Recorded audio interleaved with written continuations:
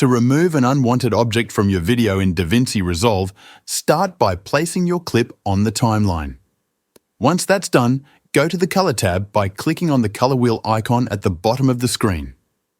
Now, to create a mask around the object you want to remove, click on the window icon, which is located in the middle menu bar.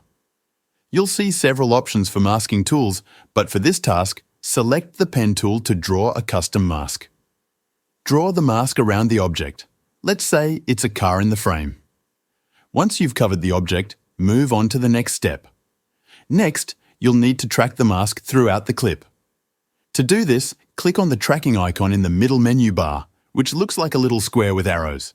Select Track Forward and Track Backwards, and DaVinci Resolve will automatically track the object across the whole video. The tracking process may take a little time, depending on how long the clip is.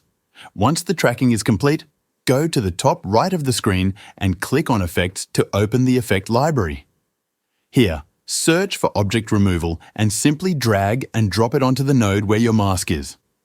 This will open the Object Removal settings. In the settings, click on Scene Analysis and let DaVinci Resolve analyze the clip. This process might take a few moments.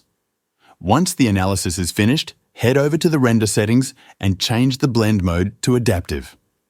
This helps blend the area around the object seamlessly with the rest of the scene. Finally, go back to the edit page and press play to see the result. Your unwanted object should now be removed and the clip will flow smoothly without any distracting elements.